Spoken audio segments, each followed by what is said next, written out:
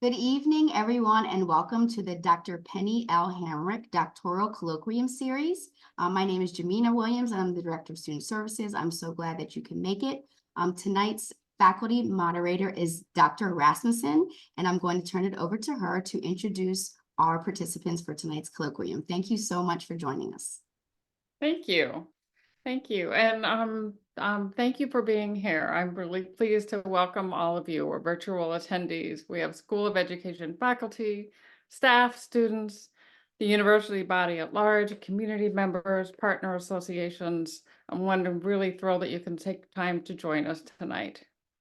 The colloquium series offers School of Education doctoral students and alumni an opportunity to share their original research and learn from their peers and faculty and staff.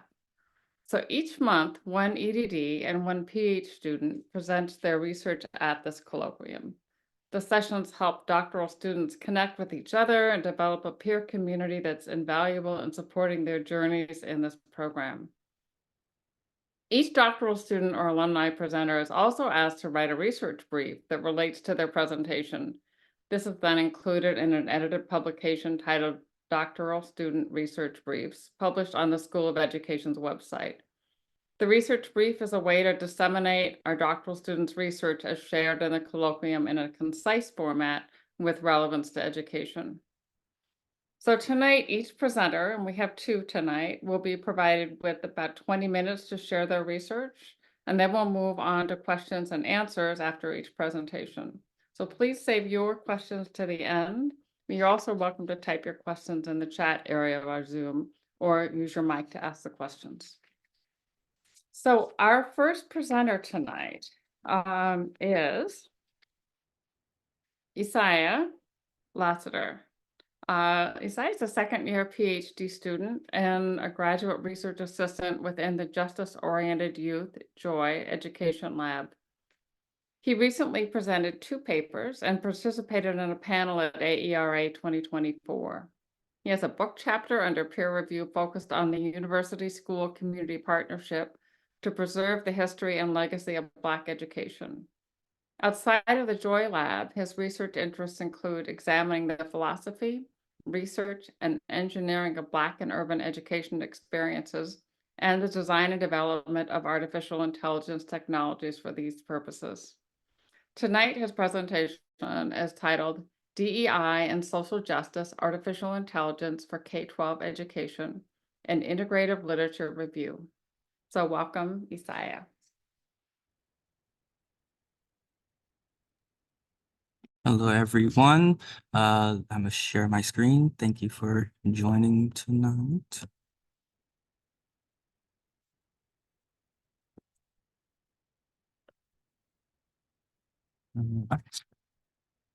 Thank you, Dr. Rasmussen. So as mentioned, my name is Isaiah Lassiter, second year, and today I'm presenting on diversity, equity, and inclusion, and social justice and artificial intelligence for K-12 education, and integrative literature review. And so here's the agenda. I will introduce, have a background of the research, of the methodology that I did for the literature review, the synthesis of the literature. And from that, pretty much what the aim was for that is to design a proposed study and methodology that I could use from the literature.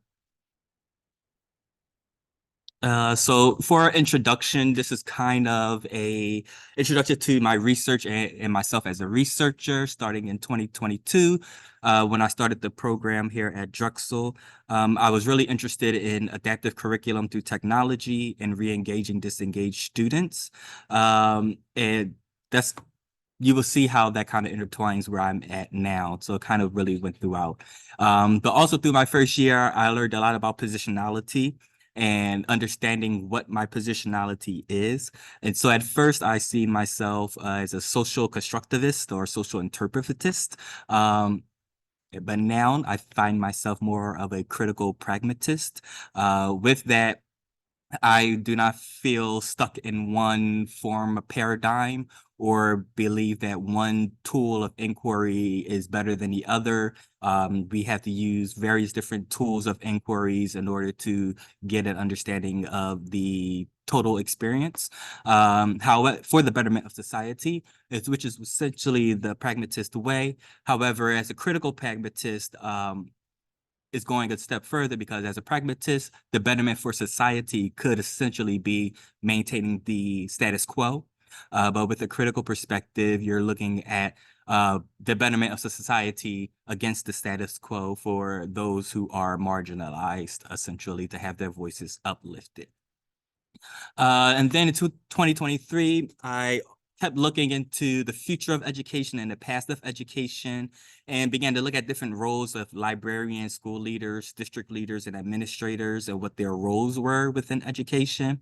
And in that discovery and research of future of education came AI in education, in which seems to be what is propelling education into a new paradigm, which a lot of research has coined Education 4.0. And so throughout my AI in education, I became interested in design and developing AI for teaching and learning experiences. And in 2024, where we are now, community cultural wealth is a concept framework that I have been working a lot with the Joy Lab. And what really struck me, pun intended, is this commercial that came out, and the person said, data is the new gold. And then I'm like, wait, data is a part of my cultural wealth. If data is the new gold, where's my piece of my gold, essentially? With that same background research, it intertwined with my university school community partnership and interest in Black education. So again, looking at community cultural wealth, AI, and data in regards to who is participating in that and whose data is being acknowledged.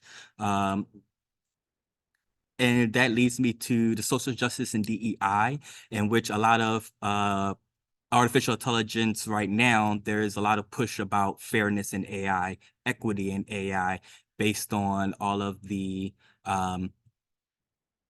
current methodologies that are out there perpetuating certain stereotypes against people of color and indigenous populations. And so all of this journey has led to the current research questions that I have now, which led to this study. What is the gap in the literature on AI in K through 12 education? How is diversity, equity, and inclusion and social justice contextualized in the literature? And lastly, what are the aims and limitations described in the literature? And so background.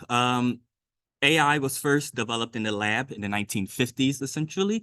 But now most people in this third wave of AI is becoming more pronounced in the public eye, but it has been in construction for many years prior to. And essentially AI is the science and engineering of constructing intelligent machines.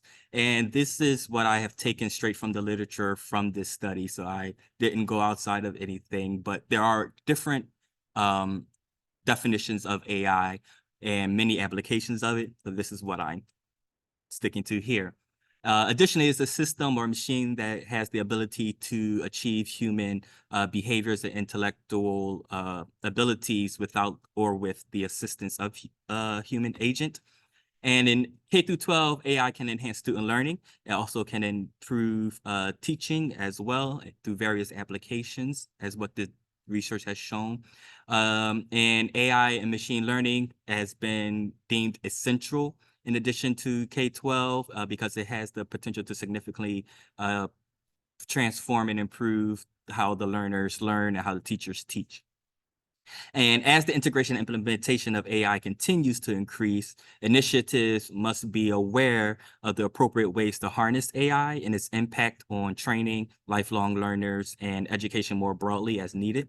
And educational institutions must consider DEI, social justice, when designing, developing, integrating, and implementing AI in K through 12 settings. And that what led to this research here. And so I used the format of Zafar et al. 2022, who did a systematic literature review looking at the different applications of artificial intelligence in K through 12. So I used that same structure, but I was looking at it from a different lens, looking at how social justice DEI essentially was contextualized within the literature. And so I used two systems. The first system was Scopus, and here are my key searchers. So I was looking, luckily with Scopus, you can look for keywords within the title, abstract, as well as the keyword area of the article.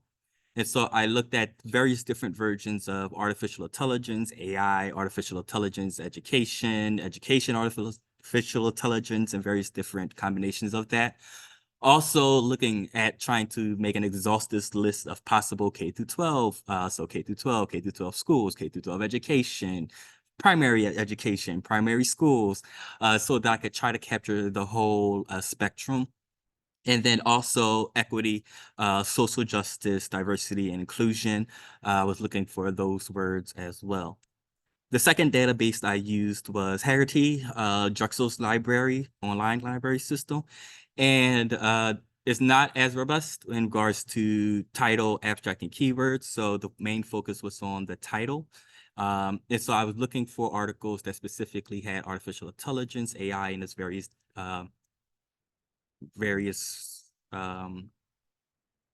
acronyms, as well as K through 12 is various acronyms, and then equity, social justice, diversity.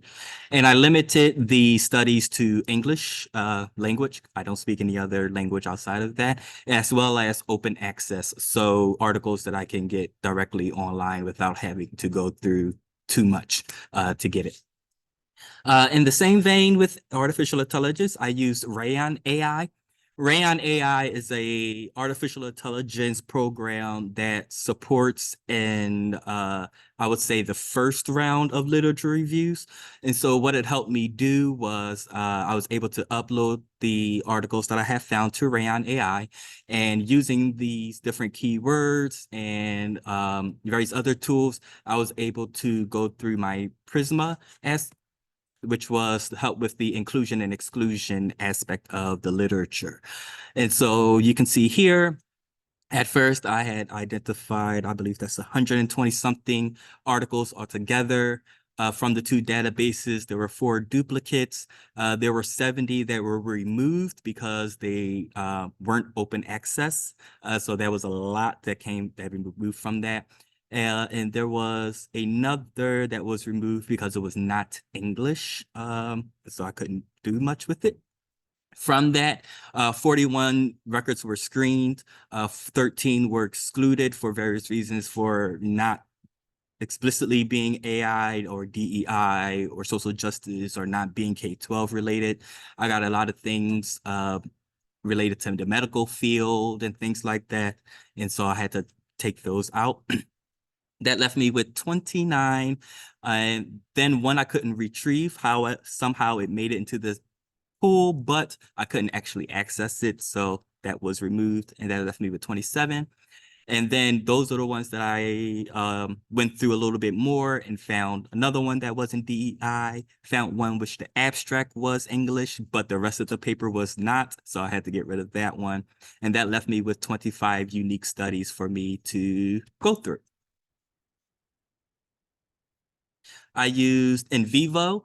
After finding those 25 studies, I used NVivo to help go through the thematic analysis, in which I went through 3 rounds. First, familiarizing myself, going through axial coding, and then open coding, axial coding, and thematic coding.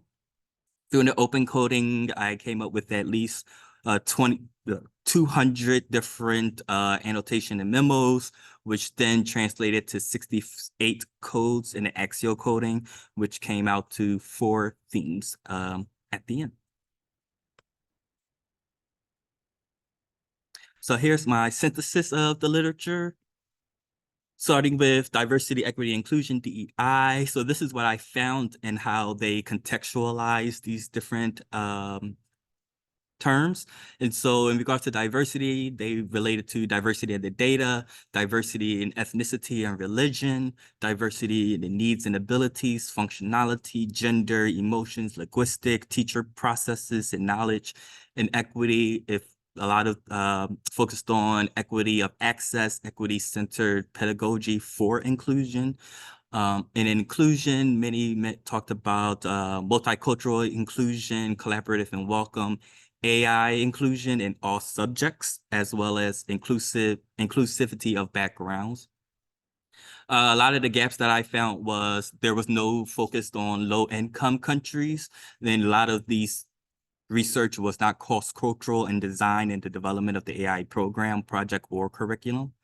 Also found like a lot of the programs were short-term. Some of them were summer programs for 2 weeks, 3 weeks, but none of them were long-term in exposing students, especially students from underrepresented areas, to artificial intelligence in a sense.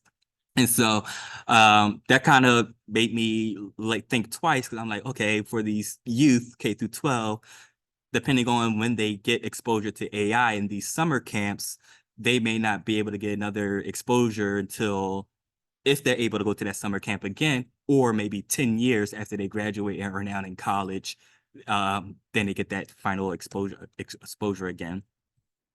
And then with social justice, user agency, algorithmic and climate justice and justice advocates came up, which lead to the gap of ethical and equitable AI and user agency.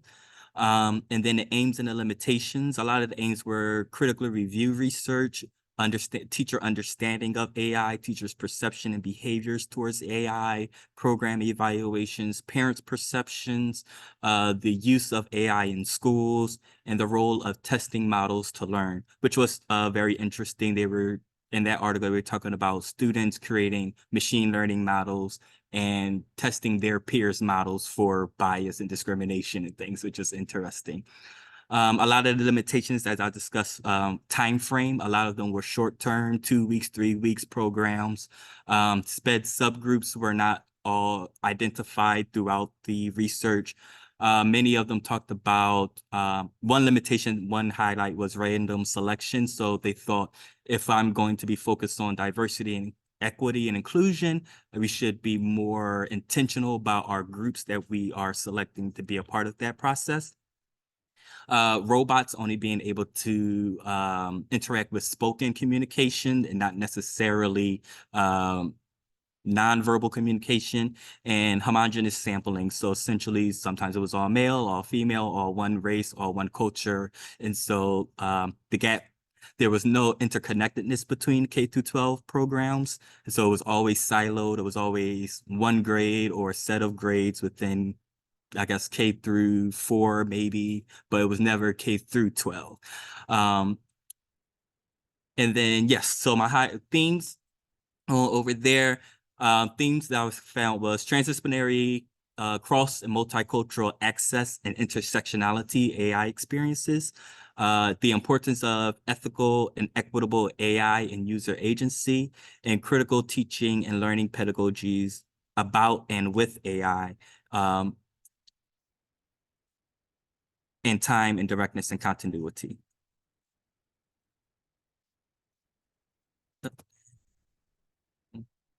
And that kind of led to a framework for social justice in artificial intelligence for education, in which agency, equity, and ethics are the core of it.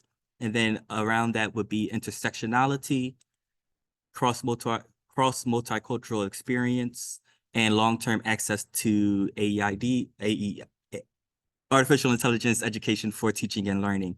And I have here how the different articles align with these as well. So with intersectionality, it comes with data, ethnicity, and religion, which Dr. Crenshaw talks about intersectionality in regards to race and gender. And so pretty much this is a framework when designing and developing AI research and programs. And I use programs in 2 terms, programs that can be a workshop, professional development activities or projects, but also program as well as an algorithm for AI. So when designing and developing an algorithm for AI, you should consider intersectionality and not necessarily binary categories for individuals, but considering the whole individual and how the system can give that whole individual agency, the cross multicultural experience, meaning that, yes, intersectionality is important, race and gender, but also in considering the cultural interactions with the individual and groups as well, and how to build an artificial intelligence process that supports all of that, and that is also long-term sustainable and accessible for teaching and learning. With this, the whole purpose, I want to come up with a study from this. And so what I found from all of this was, based on the research, there is a lack of attention to social justice in the design and development of artificial intelligence programs for K through 12 schools. And so my hope is to investigate how K through 12 schools and school districts are incorporating social justice in their programs. So that can be either how they're designing the program or developing the program in order to teach people, or for an example, DC, where I used to work, they are looking to actually create an AI algorithm to support the DC government. And so the idea would be that they would use this framework to essentially help guide the design of their artificial intelligence algorithm or program. The relevance, this could have a great impact on demonstrating how social justice can support equity and inclusion in AI. It can help in the practitioner area, the design in school and district-wide AI programs. And for social and cultural impact, and can teach, learn across cultures and about different cultures. And that leads to my research questions. How is social justice incorporated in districts and school-based efforts to design, develop, integrate, implement, or sustain AI teaching and learning? And what are educational professional experiences with AI in education? With sub-questions, what perception do they have? How do they engage with it? And how do they feel it will influence their performance as an educational professional? And with the last bit, here is a proposed methodology that I have. So I'm thinking that I would most likely do a qualitative case study design. I would use this framework, but probably build it out a little bit more if possible. My target, I'll use purposeful sampling because I'm have a particular area that I'm looking at. And I'm interested in urban school districts, either individual schools or district office. I'm looking at district officers or school-based admin staff. Look to conduct semi-structured interviews or focus groups, and my data analysis will most likely be thematic or deductive.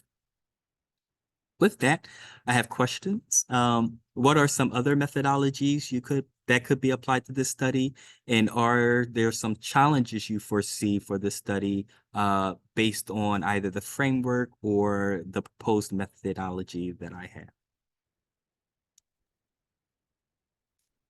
Thank you, Isaiah. That was a wonderful journey that you described to us. I found that as fascinating, and the topic, I think, is of huge interest to everybody in education right now. And so I'm looking forward to reading your study. We have a few minutes here for some questions, and questions of yours. Feel free to put them in the chat if you want, or jump into Isaiah's questions that he had for us. So, thoughts?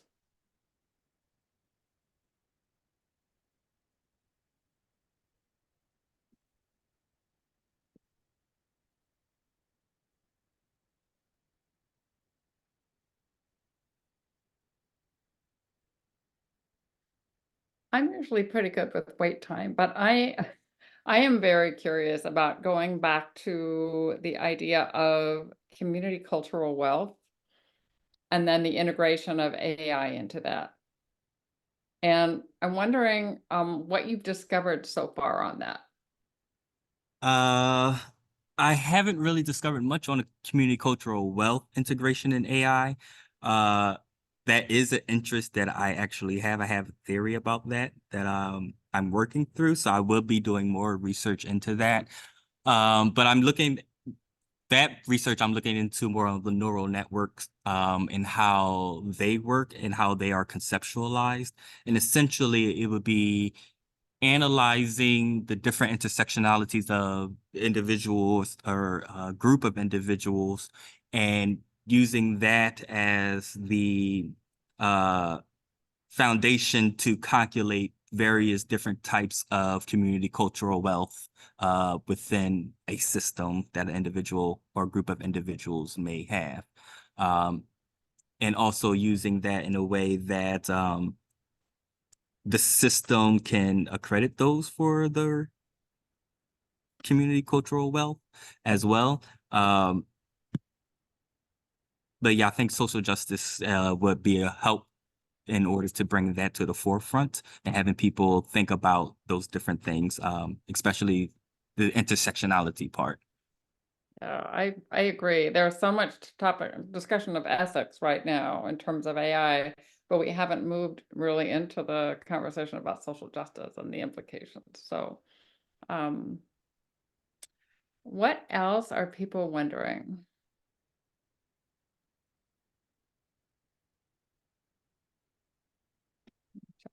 Is it too big? Is it too small? What do you I've always told that I have big ideas, so I'm always wondering like, oh, did I bring it home a little bit easier? Bring it back down to earth, I hope. Have you considered other methodologies? You asked us to weigh in on that. What else have you thought about?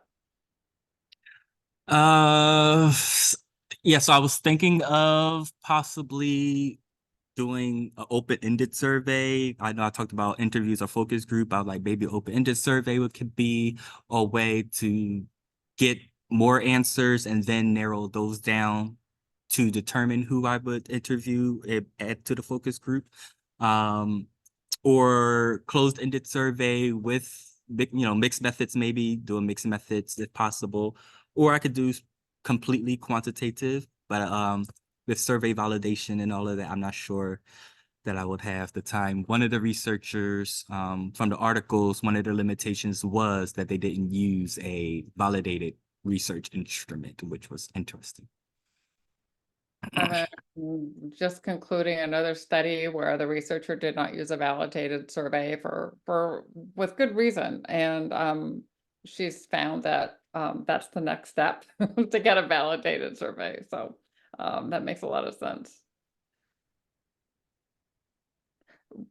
I do have one more question. Sure.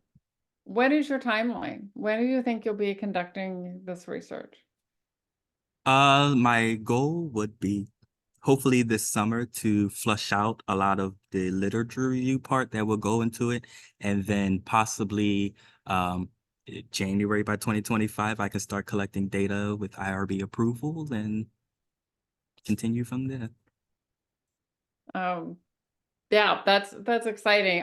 Where my mind is going to the fact that every month AI changes and the dynamics change. So I think it'll be an ongoing, your study may evolve, continue to evolve as you get Yes. ready to run it. So And there are districts that I'm aware of in schools that are in this process of developing policies for AI. And so this framework can definitely be used to, well, how, when you're developing this policy, are you considering these different intersectionalities when it comes to ethnicity, religion, physical, mental abilities, and things like that, and how your policy may impact them when it comes to the use of AI or not the use of AI, depending on the policy.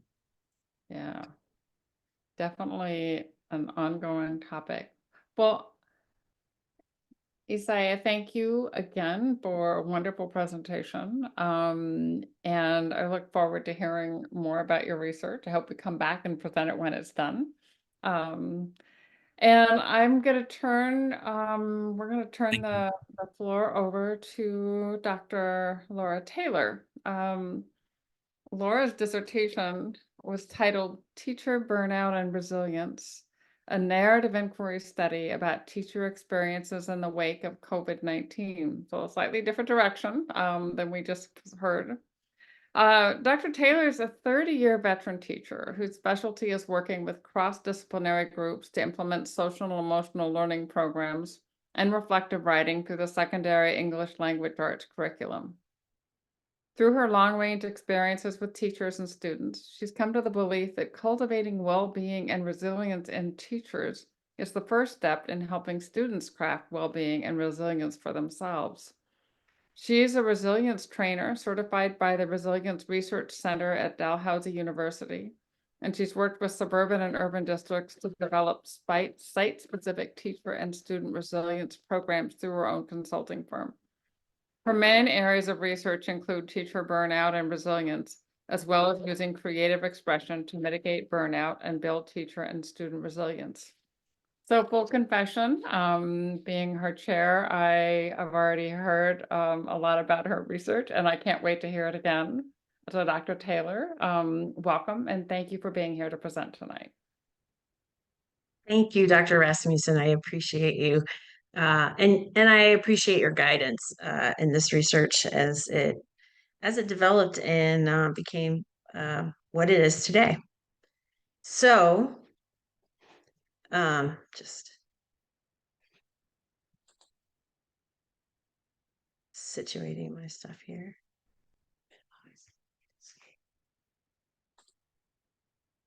All right.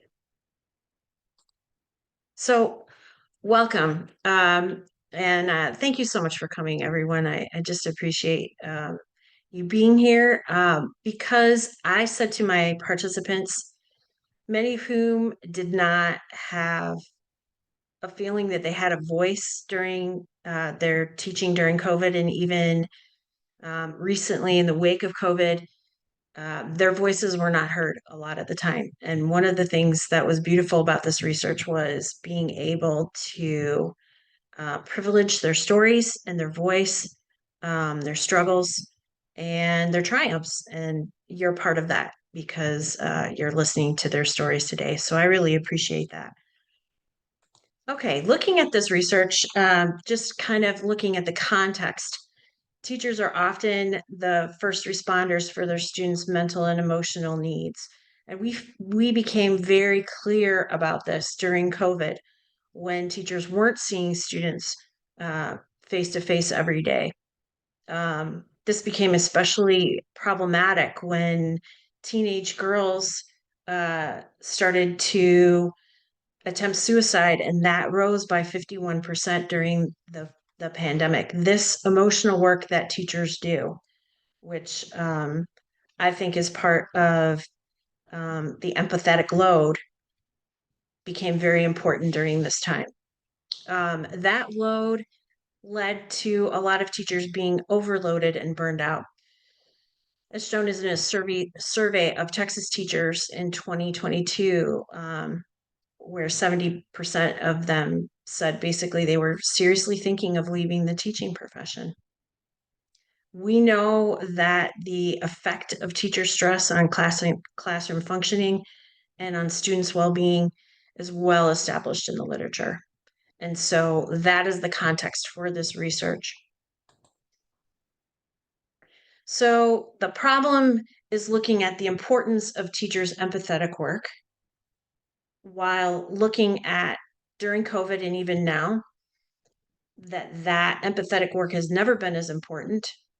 And at the same time, the weight of it is causing teachers not to be able to sustain their passion for their jobs, their ability to do that empathetic work. The purpose of my study was to explore the effect of pandemic teaching on teachers' experiences of burnout and resilience, and to gain insight so that maybe those forces could be interrupted, those especially driving teacher attrition, and to promote those forces that can fortify teacher retention. So looking at the research questions, what stories do teachers tell about their feelings of burnout after teaching during the pandemic? And what stories do they tell about resilience in the face of adversity after teaching during the pandemic? These are the questions that drove my research. But looking at my stance, these are the things that also kind of connected with why I did the study the way I did. I was looking at a pragmatic view based on Dewey's theory of experience, which is very tightly connected with narrative inquiry as a methodology and an ontology. This methodology requires the researcher to listen to the participants' stories and then co-construct a retelling of those stories with the participants. Narrative inquiry is based on socially constructed action, communication, relationship building between the researcher and the participants, and member checking to check the researcher's bias and establish the voice of the participants in the work. Okay, so I come to this research as a 30-year veteran of teaching. I'm an English teacher, so listening to stories and telling stories is basically what I spent 30 years of doing. Since 2016, I started to really notice that the kids were starting to come into my high school classroom with a lot of trauma and a lot of anxiety and depression. And I was like, the kids are not okay. We need some help here.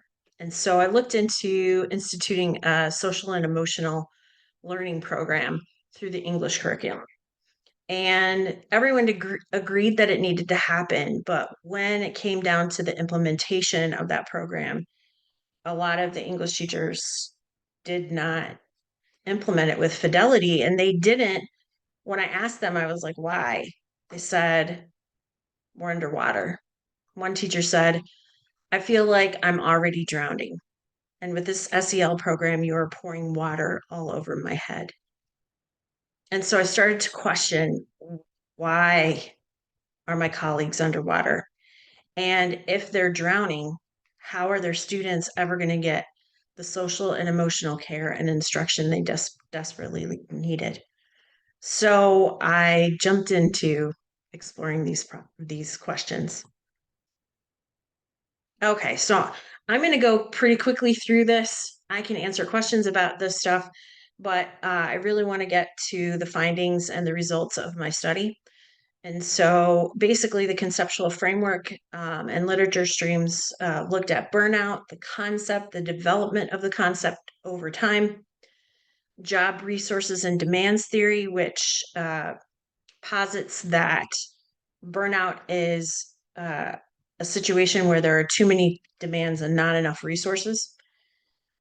Leadership, which we know is a very important element in burnout, and the idea of resilience, and specifically relational resilience, which looks away from an individual point of view, where you're saying this person either has resilience or they don't, and considering resilience as the ability to connect with other people.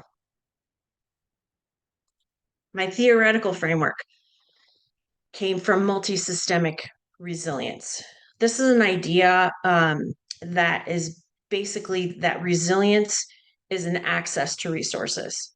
It's a systems approach, and it accounts for the number of resources both within the individual teacher and the immediate school context and the larger environment that supports successful adaptation by teachers.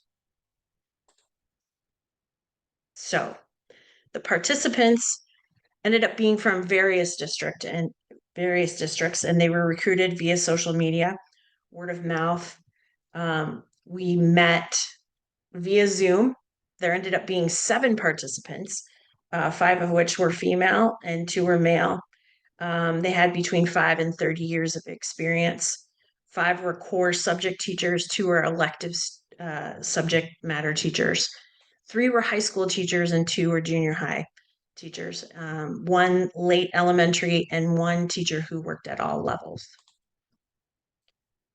There were 2 interviews. The first one was 90 minutes, and those transcripts were member checked and then were used as a protocol and a follow-up for the second interview, which was a 45-minute follow-up. During this entire time, I kept a researcher journal to track my own bias and to note the patterns and the questions that I was starting to see in the data. I used in vivo to code my software and went through a number of rounds of coding, which yielded this beautiful colored coded graph. Notice that there's a lot of leadership codes and multi-systemic. Lax collegial network was a major theme that came through. So my findings. Teachers reported that, I should say, basically my findings I separated into 2 different sections. The first section, I made a grand narrative that talked about what teachers felt at the beginning of COVID and in the middle of COVID and at the end of COVID and into the post-COVID new normal time. And so when I looked at what teachers were saying at the beginning of COVID, they were saying things like that they were confused, that they were afraid, they were overwhelmed, and they were frustrated. One participant, Linda, talks about her fear by saying this. Oh, and by the way, as I said, you have this personal life to navigate. Like, what's going on there? Am I allowed to wear cloth masks that somebody graciously made for me? What about my health? What's going on with the people I have in my life that are older or whose health is already compromised? So I had all that going on. Ted talks about his frustration, saying, it was so funny during the pandemic, Teachers were the superheroes. Oh my gosh, we should love them. And they are just so wonderful. And then 5 months later, we were the enemies and we were terrible people. That has been tough at times in our community. In the middle of COVID, the pace of change and the blurring of boundaries between school and home caused major stress for teachers. Linda says, the boundaries were awful too. There were teachers in our district who were driving to kids' houses and doing it for fun, but also doing it because they felt like they had to. I thought to myself, I'm not doing that. Teachers were using their own phones to text students, and I just thought, how much more can I do? I felt like I was doing everything.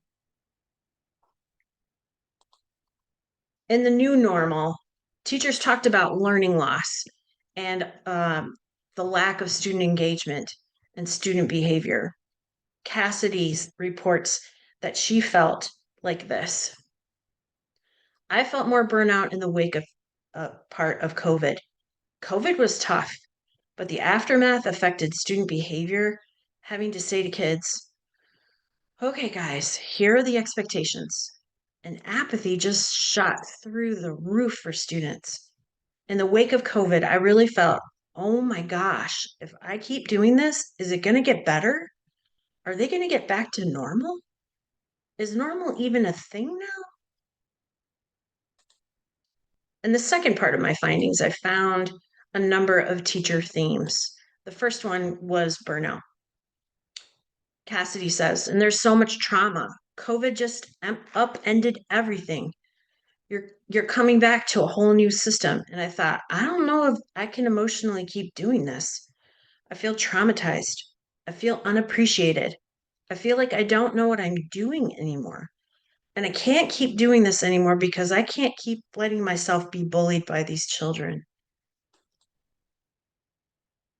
The second theme that came through in teacher stories was about leadership. The communication of expectations, the disconnection that teachers felt with their administrators, giving them no voice. Linda says this: I received a call from the main office that our principal was not going to be happy with the paperwork I turned in because too many students were absent. And I remember thinking, how is this my fault? I can't do anything else. I can't. The third theme that came through in the data regarded the focus of administration and national and state guidelines concerning state testing, student advancement, and student well-being. Ted summed up his reaction by saying this: we're just back to seeing kids just as data points and how we can grow these data points instead of what we need to do for that kid to be a thriving person. Theme 4 was about collegial networks, these networks that teachers used to connect to one another to manage ambiguity and the changes that were happening all around them. Jade says, I already used Google Classroom, but not all of my fellow teachers did. There was a huge learning curve. I thought, okay, I've got this. I can show you what to do. August says, we are not just walk into your classroom, close the door people anymore. We have to be there for one another. Lastly, theme 5 was about the lasting impacts, which involved teachers making boundaries between their lives, their school lives, and their home lives, and their sense of mission, which drove them to continue teaching. Tricia says, I am one person to do a job that is so big, and now I am putting a limit on how much the school is going to squeeze out of me as a person. Okay, so results from this study. The first result was that the empathic load, this load of having to manage their own feelings and the feelings of all the systems that they were part of, their home lives, their faith lives, their extended families, and the loads of the students' needs at school, the parents, the leadership demands, all of these are the empathic load. This is a phrase that I came up with to describe it that I don't think is in the literature. Basically, this empathic load and the pace of change burned teachers out in COVID. There were 4 to 5 versions of school. For some of these teachers, they had to digitize their curriculum, and they were also dealing with the fear of unknown. These high demands and low resources from the multiple systems they were part of caused emotional exhaustion, lack of effectiveness, and cynicism, largely because of the leadership being so detached from their reality.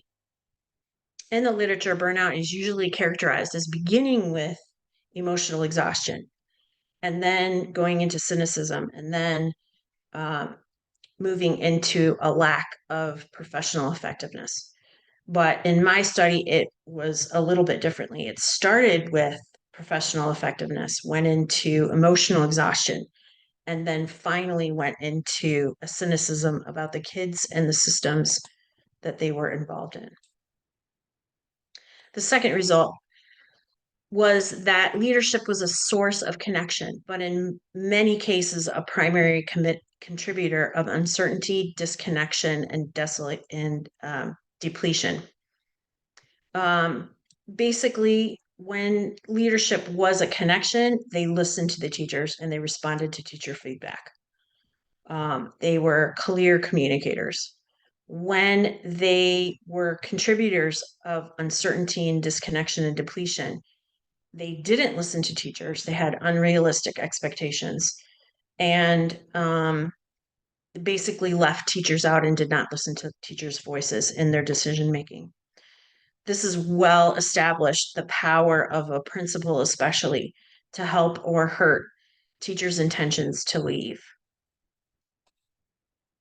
The third result was that teacher exhaustion rose sharply from bridging the gaps between the new normal and the back to normal. basically the return to default accountability measures like standardized testing did not account for or acknowledge the trauma that students and teachers had been through. And the lack of social and emotional support for teachers caused them to feel exhausted. The literature confirms that the challenge of sustaining resilience over time is a real problem, especially for teachers. The fourth result was that collegial networks where teachers met together and helped manage the tasks that were coming at them were mutually empowering, courage building, and multi-systemic resource multiplying. So to break that down, it basically means that emotional support from their colleagues lowered teachers' emotional exhaustion and isolation. They pooled their resources, and they were able to use in the moment professional development with one another, which increased their feelings of effectiveness while lowering emotional exhaustion and cynicism. In addition, relational resilience occurred because the walls fell. The walls between seniority and experience and grade levels and all kinds of things. Those things fell. Unity of purpose rose. And this empowered teachers to harness their talents for the common good and built their courage to ask for help and to lead with one another in vulnerability. So, does that theoretical framework of multi-systemic analysis work? Yes, it works. It works for burnout, which is a new application of this theory. Usually it's just a resilience theory, but when I look at the fact that burnout didn't just happen because of the demands of the local system, but of the state, national systems that were all pouring demands in on teachers, this made a lot of sense. These systems are nested, and all of these systems came together to put an unprecedented pressure on teachers. All right, so recommendations. Leaders can acknowledge trauma. From this research, we know that teachers need to know that they're not crazy. They need their leadership to prioritize long-term social and emotional support. They need their leaders to adjust expectations and add additional resources, like building strong collegiate networks and to give them a voice in decision-making. Also, Unger's system factors that I used in this research would definitely allow them to assess and build greater teacher resilience. This is a study that basically talked to teachers, but it would be interesting in future research to see what the stories from other stakeholders, principals, students, parents. We have a lot of surveys, and people are making solutions based on those surveys, but qualitative research and specifically stories research like narrative inquiry allows us to see what the drivers of this burnout and resilience could be and allows us to come up with more comprehensive solutions to the problems that are facing us, the stresses that are facing us. We need to use multi-systemic analysis, and that would be an interesting study to see. Also, the role of empathic load. So this idea of how teachers deal with all the stress they have in the systems that are not school related, and how the school related ones add in together. What part do those things play in their stress and in their burnout now in the wake of the pandemic? It would also be good if we looked at systemic sources and demands and costs that we are blind to. So like resource blindness, like do the leaders see their teachers as a resource or as a problem to be solved? What kinds of things are driving blindness to resources, both for teachers and for leaders, so that we can open our eyes to the wealth that is around us? Finally, I just want to leave you with this idea from Adrienne Marty Brown. Species only survive if they learn to be in community, a thread that can be tugged for support and resilience. The depth of relationship between the individuals in a system determines the strength of a system. I just want to thank Dr. Rasmussen, Dr. Ulrich, and Dr. Manninger, the people on my committee, for helping me with this research, because I never could have done it alone. And it's just been a life-changing experience. And I hope that this gave you some ideas for maybe what you could do with your studies if that's the place you are in your program. And that's all I have. Thank you, Dr. Taylor. We want these to be life-changing experiences. Beautiful job. It was lovely to hear it a second time. As you were presenting, I was thinking about where we are COVID-wise and how when COVID first arrived, the whole discussion was, oh, don't make your research about COVID. It's not going to last long enough. And then it became, well, you can't do your research without considering COVID. And now it makes me wonder kind of where we are now. Are we post? And as you were talking, I was wondering about the impact of burnout and those phases and where people are now. But I don't want to hog the floor. I want to may offer the opportunity for others to ask questions. I'm checking the chat. Yeah, what are you wondering? What questions do you have? We have a few minutes here. What are you wondering about her study? And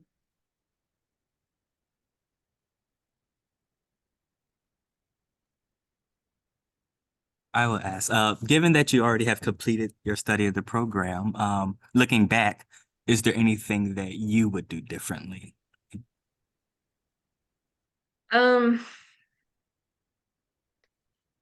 Well, here's what I would say. There were things that I would do differently now because I know from the process, like, okay, for instance, the whole recruitment thing, I was like, oh, I'm going to make all these like criteria for the people and all this stuff.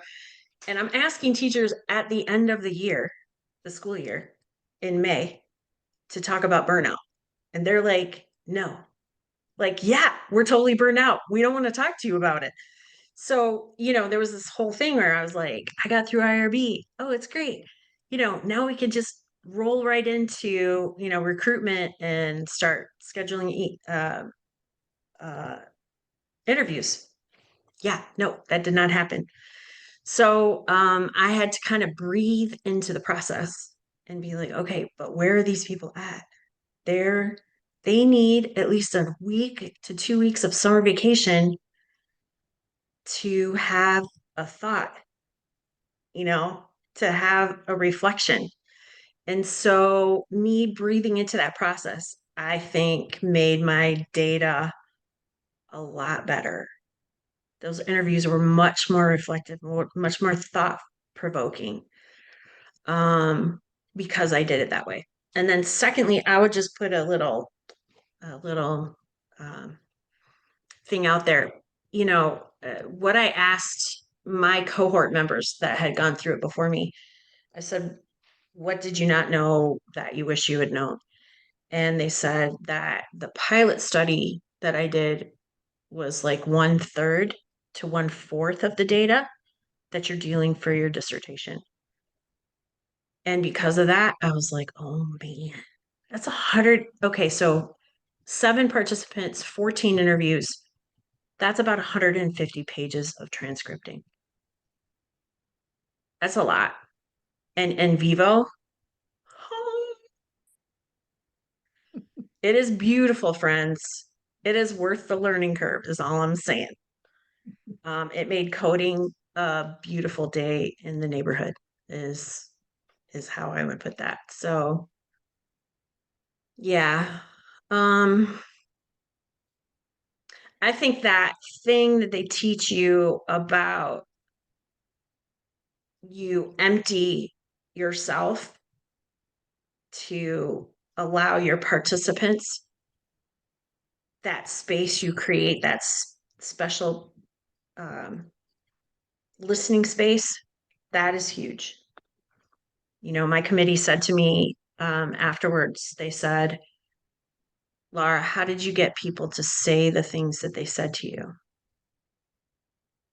I'm like, I don't know. There was some relationship there with some of them, but honestly, it was creating that space and being very mindful before I went into those interviews to like empty out all my busy mind so that I could be fully present in those interviews. That really helped. So I have one last question. You mentioned that you did it at the end of the school year. Do you think the data would be different if you did it at the beginning or the middle of the school year? I think it's possible. The thing is about the teaching is dynamic, right?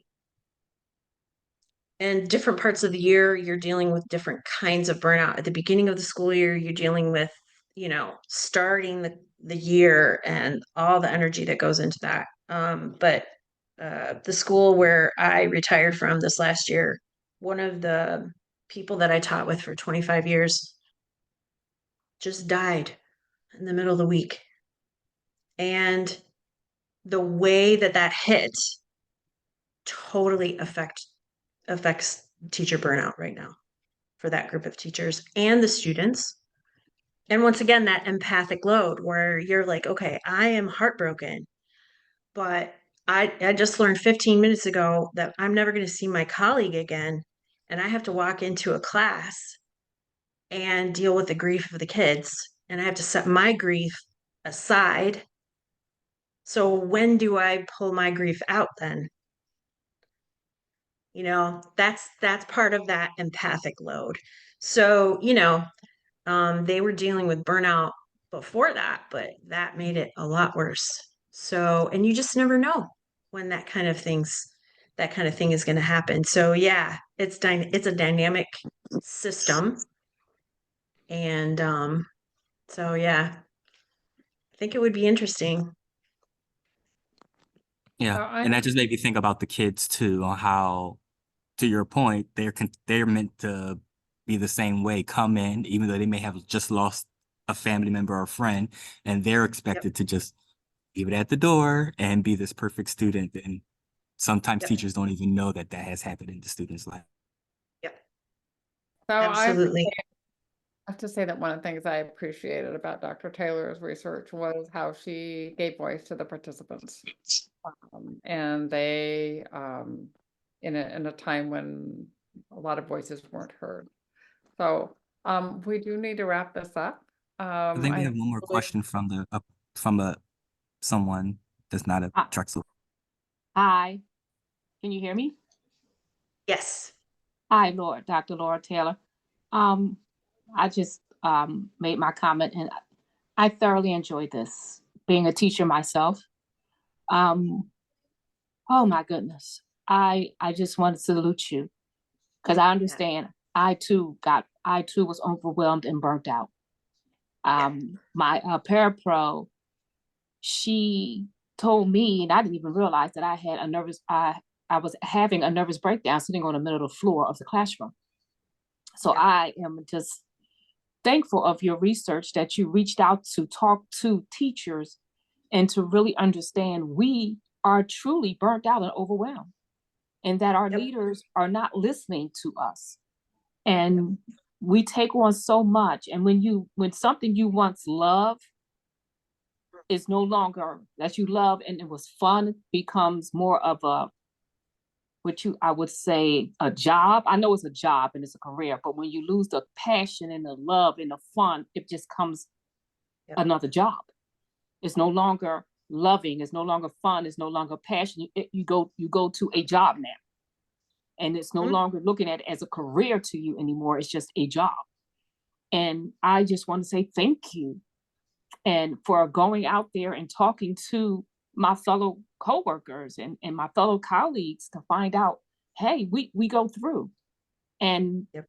as much as I love what I do, I have fun, I enjoy. I had to literally leave the very thing, my career, for at least about, I went on a hiatus for a while because I just couldn't do it anymore.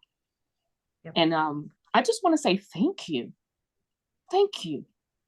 If I just say thank you for doing that research and finding out what is really going on in the educational system and what's really, COVID and after COVID and what we're dealing with. And so I just wanted to tell you again, I thoroughly enjoyed your presentation. Thank you. I appreciate that. I really appreciate that. And I just want to say, I think we overfunction at such a level that we don't even know where we're at a lot of the time.